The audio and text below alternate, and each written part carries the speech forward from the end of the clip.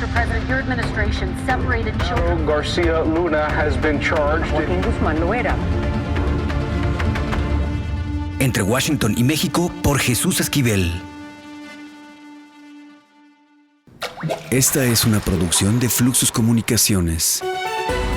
Este es el podcast de Entre Washington y México, con la agenda bilateral y sus protagonistas en voz de Jesús Esquivel.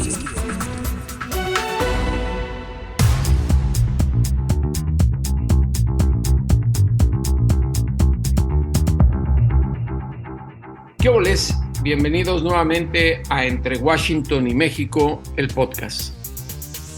Como han de saber y se han enterado de lo que ha ocurrido alrededor del mundo por el calentamiento global, que algunos creen y otros consideran que es un invento, la situación del fracking es uno de los elementos que está a debate a nivel mundial. En México, el gobierno del presidente Andrés Manuel López Obrador pues sigue utilizando este sistema de extracción de recursos petroleros, sobre todo con Pemex, la paraestatal que ha dejado de ser la gran gigante del mundo.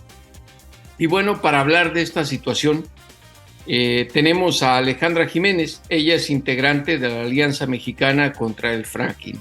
Alejandra, gracias por aceptar la invitación de Entre Washington y México. Gracias a ti, Jesús, por abrirnos este espacio para comentar esta situación que se continúa viviendo en México en cuanto al uso de esta técnica tan dañina y destructora. Precisamente, quisiera que, por favor, nos explicaras en términos generales cuál es esta técnica tan dañina que tú señalas que es el fracking y qué es lo que le está haciendo a nuestra naturaleza mexicana. Sí, mira, el fracking es una técnica que se usa desde hace unos 20 años, empezó a usar principalmente en Estados Unidos y de allí en México la exportamos, así como muchas cosas que la importamos, perdón, así como muchas técnicas que pensamos que también son propias para nuestro país, pero pues bueno, en este caso no solo en México, sino en todo el mundo sabemos que es muy dañina. Esta técnica consiste, bueno, de entrada, es una técnica para extraer como los últimos yacimientos de gas y petróleo que hay en el planeta. Ya nos acabamos la gran mayoría de los yacimientos que les llamamos convencionales. Les llamamos convencionales porque son de fácil acceso, rápido, de forma rápida y sencilla y no tan costosa, podíamos acceder a ellos. Esto nos permitió un gran crecimiento como sociedades, un crecimiento económico importante, pero estos yacimientos ya se acabaron o están por agotarse. Uh-huh. Y entonces, pero continuamos deseando tener crecimiento económico y creemos que los recursos son infinitos, ¿no? Entonces, con esta necesidad de continuar con crecimiento económico, se han inventado técnicas devastadoras como el fracking, que consiste en una técnica de perforación de pozos a una profundidad mayor de 3 kilómetros en el subsuelo, pero a su vez no se perfora solamente de forma vertical, sino que también se hacen perforaciones de forma horizontal, y estas perforaciones van acompañadas de explosiones para poder liberar el hidrocarburo. Además, se usan grandes cantidades de agua, entre 9.000 y 6.000 millones de litros de agua, hacer que fluya el hidrocarburo. Se inyectan grandes cantidades también de sustancias tóxicas, algunas de ellas muy tóxicas y radioactivas, en un cóctel que además es secreto. Hay un secreto sobre estas sustancias que se están inyectando en la tierra, y bueno, y todo esto resulta en un enorme daño al medio ambiente, con un enorme riesgo de contaminar los mantos freáticos, con un riesgo también de contaminar la tierra, de hacer improductivos territorios que estaban destinados para la agricultura o para vivir simplemente, ¿no? Y bueno, esa es la situación que hay con el fracking. En México, bueno, se viene desarrollando desde 2006 y bueno, en su primer momento fue totalmente de espaldas a la sociedad, sin información, sin que el gobierno hablara sobre esta situación y bueno, ya después con la reforma energética es que se abre, como ustedes saben, se abre las inversiones para poder desarrollar este tipo de técnica por empresas privadas, ¿no? Antes de entrar en detalle de los objetivos de López Obrador, me gustaría para que quienes nos escuchan en México y en Estados Unidos entendieran cuál es el efecto palpable, sin tener todo este conocimiento técnico del fracking, en el medio ambiente, en nuestra vida cotidiana. Si nos pudieras dar un ejemplo más allá de que los terrenos que nos explicas, de los lugares, algo que se pueda ver. Sí, por ejemplo, en los lugares donde se ha desarrollado fracking en México, uno de los efectos más palpables fue que se acabaron las fuentes de agua, ¿no? Algunos pozos artesianos de los campesinos que viven en estos territorios, pues ¿En qué se lugares? secaron, principalmente en el norte de Veracruz, el municipio de Papantla, que ha sido uno de los municipios donde se ha desarrollado más ampliamente, Poza Rica, en el norte de Puebla también, en municipios como Pantepec, como Venustiano Carranza, donde también se desarrolló la técnica, también en Nuevo León y Tamaulipas, donde también se ha desarrollado. Pues bueno, lo que hemos observado es que las fuentes de agua se han ido secando, incluso desde el momento en que empezaron a hacer la prospección, o sea, a investigar si habría recursos no convencionales, empezaron a experimentar esta situación de que las fuentes de agua se desviaban o que los pozos se secaban, ¿no? Y bueno, en algunas comunidades, pues esta situación ha sido muy grave, ¿no? Que se han quedado sin agua o que ha disminuido muchísimo la disposición de agua de estas comunidades, ¿no? Eso por una parte. En otros casos, también lo que hemos podido ver es contaminación de las tierras por situaciones de derrames o porque incluso las líneas, ¿no? En los ductos que se tienden, todo el tendido de ductos para transportar el gas y el petróleo, pues llegan a tener fallas, llegan a tener fugas, llegan a presentar explosiones y eso pues afecta también a la tierra, ¿no? Tierras de cultivo que han sido afectadas, dañando pues no solo a la tierra, en muchas ocasiones también dañando pues a los manantiales o a los ríos y arroyos que pasan por esos territorios. Y también han generado pues que animales se envenenen, ¿no? Que también pues en este contexto de contaminación a las tierras y al agua, pues también se envenenen. Eso por una parte en cuanto a los daños ambientales más visibles, ¿no? Porque luego también tenemos otros daños ambientales que son menos visibles, pero que también están sucediendo y que ¿Como es cuáles? como la contaminación al aire. Esto es un poco más difícil de poder identificar, ¿no? Y de señalar, denunciar, porque pues a simple vista uno no puede mirar que hay fugas de gas, por ejemplo, ¿no? Y Ujú. uno de los principales problemas con el desarrollo del fracking es que se libera gas metano. Y el gas metano es un gas súper contaminante, mucho más contaminante que el dióxido de carbono, porque tiene un potencial de hasta 86 veces más contaminante que el carbono en los primeros 12 años de que es liberado. Entonces, bueno, esa es una situación que está ahí latente en estos territorios donde de forma cotidiana se está fugando gas, ¿no? Tanto de las instalaciones, pero luego pues de toda la infraestructura que existe en estos territorios asociada a fracking, ¿no? Ahora, Y sí, sí, perdón. y eso ¿Decías? además lo grave es que genera también, y eso es lo que nos ha permitido también saber que sí está habiendo esta contaminación al aire, porque sí genera pues enfermedades en las personas que viven aledañas a estos pozos, ¿no? Les genera dolores de cabeza, vómitos, eh, pues sí, una constante situación, sobre todo de dolor de cabeza, que es como lo primero que pueden percibir, ¿no? En los primeros momentos, en los primeros días en que se ha desarrollado esta técnica, perciben como esta situación, ¿no? Y pues eso nos está diciendo que sí hay una contaminación al aire, ¿no?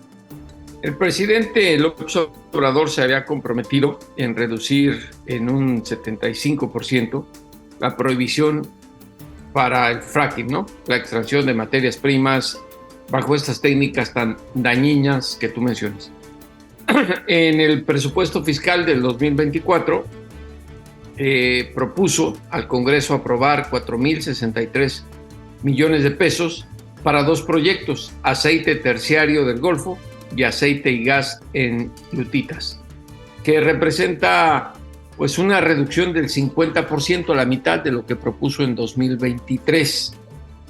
Aunque si dijéramos está avanzando, no ha terminado su sexenio, tú como integrante de esta alianza, ¿cómo ves esta situación, lo que ha puesto sobre la mesa el presidente López Obrador? Bueno, pues sí es desafortunado que al inicio de esta administración, pues vimos con muy buenos ojos que el presidente tuviera como compromiso frenar el fracking, ¿no? Y que lo pusiera como el compromiso 75 de que no se iban a desarrollar técnicas como el fracking que contaminaran el agua, ¿no?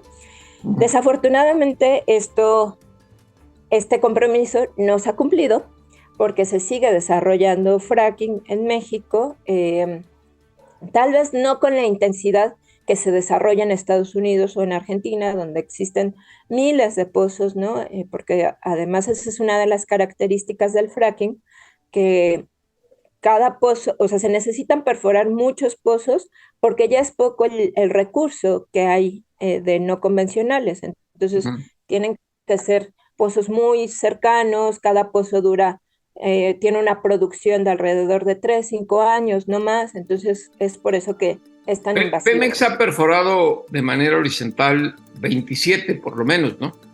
Así es, de manera horizontal y vertical, alcanzando a los yacimientos no convencionales. Pero además, lo cierto es que esta técnica de fracking no solo se está ocupando para los yacimientos no convencionales, o sea, que son los que se encuentran hasta 5 kilómetros de profundidad, sino que también se usa en México para yacimientos convencionales que necesitan estar siendo estimulados para tener una buena producción. Entonces, ese es el principal problema en México, que para estos pozos, para estos yacimientos convencionales se está ocupando fracking y bueno, ahí el problema de que el gobierno no está transparentando la información de que se usa fracking para yacimientos convencionales y es el mismo nivel de riesgo, es el mismo nivel de afectaciones que si fuera para no convencional que para convencional. Entonces, bueno, lo que nosotros hemos querido señalar desde el inicio desde el primer año de administración de este gobierno, es que no se ha cumplido este compromiso de evitar que se use fracking en México y que además de eso, pues está usando recurso público para el desarrollo de esta técnica, ¿no? Lo que estamos señalando es que para este año se tiene previsto asignar 4.000 millones, sí, 4.063 millones de pesos para el desarrollo de fracking. En este momento ya es solo para aceite terciario de Golfo, porque desde el año pasado se acabó el otro proyecto, la asignación de recurso para el otro proyecto, ¿no? Ahorita nada más es aceite terciario del Golfo para el que se está asignando recursos públicos. Y sí, bueno, hay una reducción, pero se sigue asignando recursos, cuando bien podríamos destinar estos recursos para avanzar justo en frenar el cambio climático, en desarrollar, pues no sé, ciencia, en otro tipo en educación. Hay tantas necesidades en nuestro país hay incluso tantos daños generados por la industria de los hidrocarburos que no se están atendiendo, pero que estamos destinando recursos para una técnica sumamente nociva, ¿no? Entonces ahí es donde nosotros hacemos este llamado al gobierno de Andrés Manuel López Obrador para que pues aún tiene tiempo de cumplir con este compromiso de prohibir el fracking y que no solo sea con reducciones de presupuesto, sino con una prohibición que quede en la ley, que se convierta en una ley y que pues eso quede como un legado incluso, ¿no? De protección del medio ambiente, de protección de la población, ¿no? Porque además, desafortunadamente, el fracking en México se desarrolla en comunidades indígenas, en comunidades rurales, y bueno, si este es un gobierno que se enfoca principalmente en los pobres, pues un compromiso como este sería muy importante para proteger a la población más pobre del país, ¿no? Que además no se benefician nada de la extracción de hidrocarburos, ¿no? Se han extraído hidrocarburos en este país durante ya varias décadas y coincidentemente se extraen de estas comunidades que pues no tienen ni clínicas, a veces ni siquiera tienen escuelas, ¿no? O que sus caminos, aunque tienen caminos, pues se han hecho estos caminos para que pueda acceder Pemex y las otras compañías y siempre están destruidos estos caminos, ¿no? Entonces, ahora, Alejandra, ahí sí. ¿Cuál es? Sí, dime. Me imagino que en tu alianza tienen algún cálculo. ¿Cuál ha sido el beneficio monetario del fracking? O sea, no estoy hablando de lo que puede hacer el gobierno, de los daños, sino porque lo han de seguir haciendo por un objetivo económico, para el presupuesto. ¿Tienen ustedes algún cálculo de lo que genera para Pemex el fracking? Fíjate que ese es un tema interesante porque en realidad es que son muy pocos los pozos de fracking que están siendo, o sea, los que se desarrollan a no convencional, que están siendo productivos, ¿no? Te decía, sí hay una parte muy importante que es a convencionales, sobre todo en el norte del país, Tamaulipas, por ejemplo, la cuenca de Burgos, donde se extrae principalmente gas. Casi todo este gas se extrae con fracking, pero son yacimientos convencionales, ¿no? Y realmente, ahí si por ejemplo hablamos en cuáles son los beneficios, pues es que se está extrayendo cantidades muy bajas de gas en México que nos colocan en una situación de ser un país netamente importador de gas de Estados Unidos. Gas que digamos que el gobierno está gastando de más en algo que no funciona. Totalmente, es así es, ¿no? Incluso en los lugares donde, porque en alguna ocasión hablamos con gente de Pemex y lo que nos decían es que no podemos prohibirlo porque, por ejemplo, para la cuenca de Burgos, la única forma de extraer es con fracking, ¿no? Y se extrae gas principalmente en la cuenca de Burgos, pero pues no, esto pues no tiene sentido porque estamos importando pues grandes cantidades de gas, principalmente para la generación de electricidad, y por ejemplo, alrededor del 70% de la electricidad que se produce en México es producida con gas traído de Estados Unidos. Ahora, ¿tienen ustedes esperanza? No hay lógica. Sí. No hay lógica de desarrollar esta técnica. Ha reducido en un 50% del 75% prometido. Le queda un año, digámoslo, global al presidente. ¿Ustedes tienen alguna señal de que pueda cumplir lo que prometió o que se va a quedar corto con ese 25%? No, pues bueno, a ver, aquí hay una confusión. El presidente, en sus 100 compromisos de gobierno, estableció que uno de ellos era el compromiso 75, que habla de que no se van a desarrollar técnicas que pongan en riesgo los yacimientos de agua en México, como el fracking, ¿no?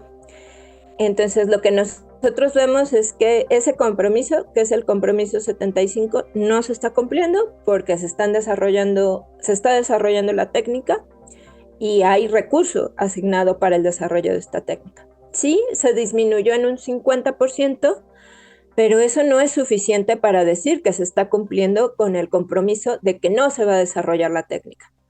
Entonces, lo que estamos llamando es que el gobierno aproveche, Andrés Manuel aproveche estos 12 meses que tiene todavía como presidente de la República para cumplir con ese compromiso, que es que no se use fracking en México y que vaya con algo contundente, que es como generar una prohibición, una declaratoria de prohibición de fracking. Puede ser una moratoria, como ha sucedido en algunos países, ¿no? Donde se establecen moratorias hasta que no haya suficiente evidencia de que no va a contaminar, ¿no?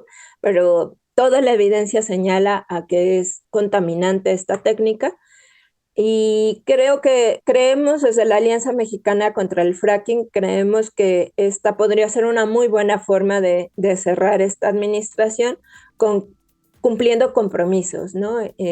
Dejándole además a la siguiente administración pues un legado de un compromiso claro con la población más pobre del país, pero no solo con la población más pobre, sino con el planeta entero, ¿no? Porque es un beneficio no solo para México, sino que la prohibición del fracking para todo el mundo. Es un beneficio para toda la población del planeta. Alejandra Jiménez, muchas gracias por esta conversación en Entre Washington y México, el podcast. Muchas gracias a ti, Jesús.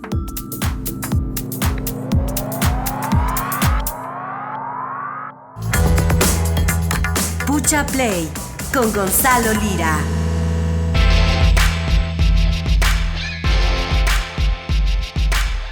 Ya saben, como siempre, con la chancla hasta el fondo y rechinando llanta, ya está aquí en Entre Washington y México Gonzalo Lira Galván y sus imperdibles recomendaciones para entretenernos y hablar de cine. Gonzalo, gracias nuevamente.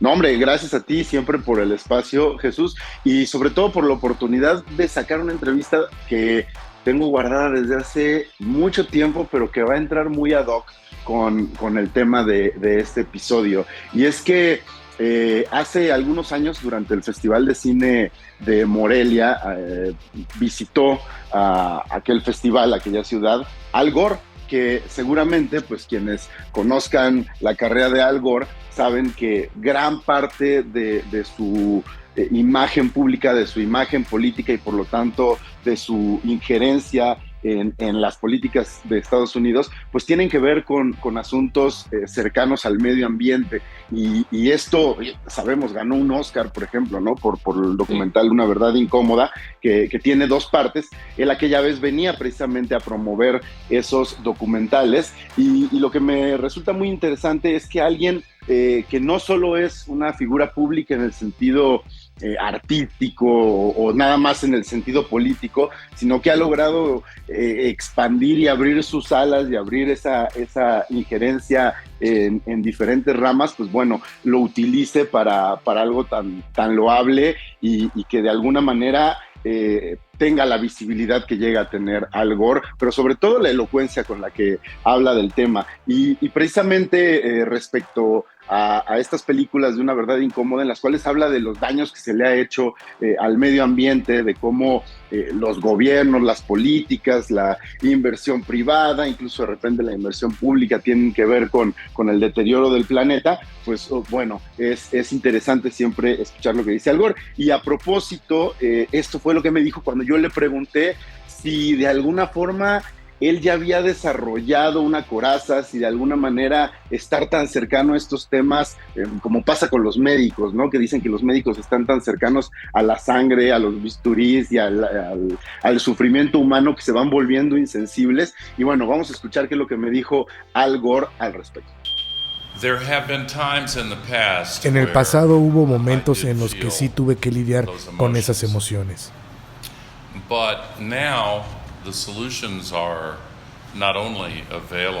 Pero ahora las soluciones no solo están disponibles, sino que además se han economizado rápidamente y eso permite que se propaguen mejor. Un economista muy famoso de Estados Unidos dijo que las cosas tardan mucho tiempo en ocurrir, hasta que empiezan a suceder más rápido de lo que podemos pensar. El crecimiento de la energía solar y eólica a precios competitivos, los autos eléctricos y las tecnologías LED ya están arrasando en el mundo. Nos encontramos en el inicio de una revolución de la sustentabilidad. Tiene la magnitud de la revolución industrial y la velocidad de la revolución digital. Por eso ahora soy menos vulnerable a vivir momentos de desesperanza. Bueno, Gonzalo, lo que dice el ex vicepresidente de los Estados Unidos me parece que es contundente respecto a lo que hemos estado viviendo en el mundo y recientemente, que tiene que ver con el calentamiento de la Tierra, con los efectos de técnicas de extracción de energía que tienen secuelas y secuelas muy graves y que si no se pagan al momento, en las próximas generaciones tendrán que cubrir esa factura.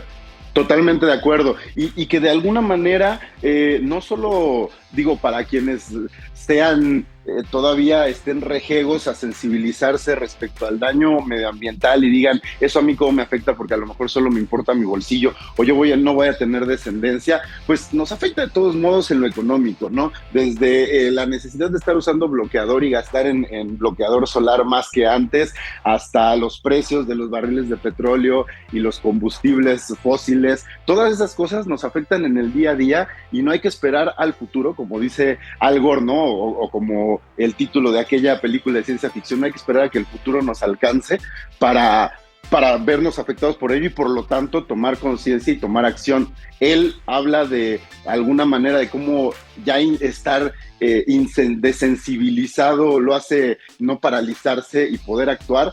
Pues yo creo que estemos sensibilizados o desensibilizados, no podemos dejar pasar la oportunidad de hacer algo por nuestro planeta. Y creo que el deterioro de nuestro planeta es tan latente que el que no quiera verlo es en realidad porque carece de cierto conocimiento al respecto o porque simplemente quiere ser ciego, mi querido Gonzalo. Así es, los títulos, Una verdad incómoda y Una verdad incómoda segunda parte, las encuentran en todas las plataformas para venta y renta de películas en formatos digitales. Mi querido Gonzalo, un abrazo y a comprar nuevos zapatos para llegar corriendo. A comprar nuevos zapatos, pero con responsabilidad ambiental siempre. Siempre, eso en la mente. Pues dale un abrazo, Gonzalo. Otro Jesús, de regreso. Lo importante es leer, con Fernanda Álvarez.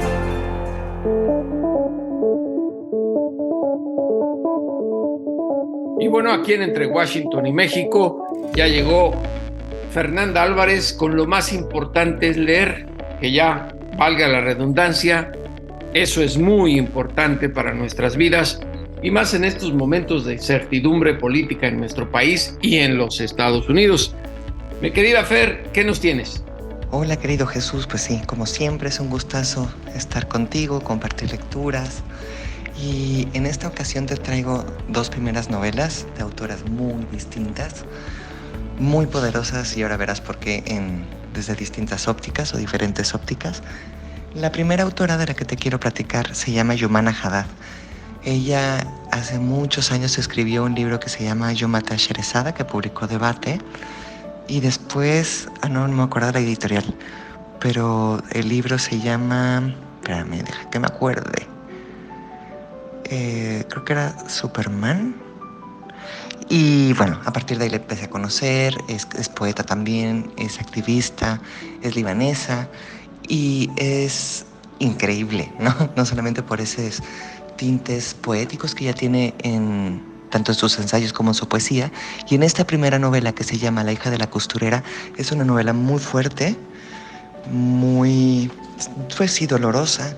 Es la historia de 4 mujeres de 4 generaciones, donde están Kaya, Kana, Kadar, Kamar, de bisabuela a bisnieta, y cada una de ellas ha vivido distintas guerras, ¿no? Entonces pasamos por la guerra de Palestina, la de Siria, la de Líbano, el genocidio armenio, y desde 4 puntos de vista cómo es este sufrimiento, estos exilios, estas violencias, los dolores, los amores de cada una de ellas y el valor de la amistad, ¿no? Que también, sobre todo en la madre de la bisnieta, ¿no? En Kadar, tiene mucho que ver su amistad con Nina, y la verdad es que es una historia que no te deja indemne. No hay manera de que no sufras con estas mujeres, que no te des cuenta de lo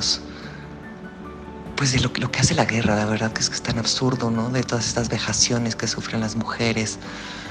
Y también la última, ¿no? En el caso de Kamar, que ya es la última generación y que ya da un salto en el tiempo y que ya tiene una visión más moderna de la vida, ¿no? Cómo son estas relaciones con su propia madre, que no le perdona muchas cosas, con su abuela Cana, que tampoco termina de ella de reconstruir el pasado de estas mujeres, ¿no? De esta ascendencia que la vas siguiendo durante su adolescencia y hasta llegar un poco antes de la adultez.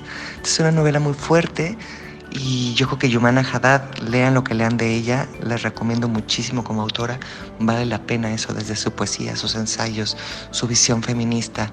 Yo invito a todos a leer a Yumana Haddad, ya sea La hija de la costurera, su primera novela, o estos libros anteriores. ¿Y cuál es la otra novela? Y la segunda, que también es una primera novela, una segunda autora, ella se llama Ashley Audrain, ella es canadiense y escribió esta novela, yo creo que fue por lo menos publicada en español en la pandemia, se llama El Instinto, y es una novela que todo el tiempo está jugando contigo como lector, ¿no? En ese sentido es ese poder que tiene. Nunca sabes qué tan real es lo que nos está contando Blythe. Ella está casada, tiene una preciosa hija que se llama Violeta, un marido que parece maravilloso que se llama Fox, y todo el tiempo está jugando con nosotros, la autora, de saber qué es la verdad, ¿no? Porque de pronto Violeta empieza a tener como miradas extrañas, parece que es en realidad malévola, ¿no? Que hace cosas malas, y estamos dudando de Blythe, ¿no?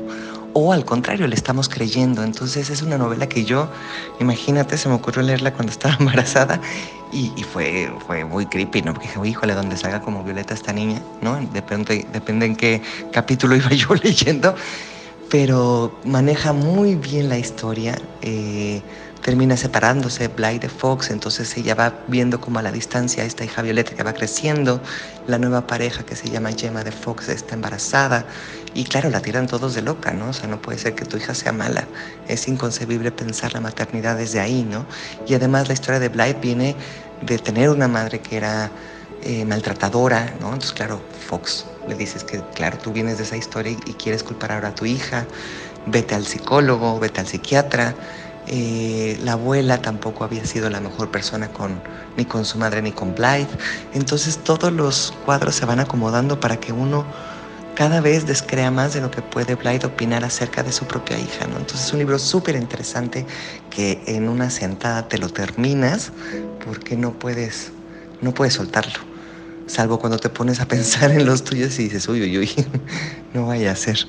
Así que bueno, son estas dos autoras, Yumana Haddad, que como les digo ya tiene muchísima trayectoria, y Ashley Audrain, que también pronto esperemos tener su siguiente novela ya en español. Así que nada, Jesús, muchas gracias como siempre, gracias por seguir invitándome a platicar de libros, es un placer. Pues ahí lo tienen, Fernanda, como siempre, con lo más importante es leer aquí en Entre Washington y México, el podcast. Y bueno, ahora sí, a los criminales y a los políticos, devuélvanos a ese México que nos arrebataron. Hasta la próxima, aquí en Entre Washington y México, el podcast.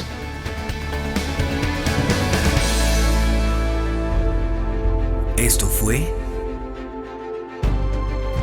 Entre Washington y México, una revisión semanal por la agenda bilateral y sus protagonistas.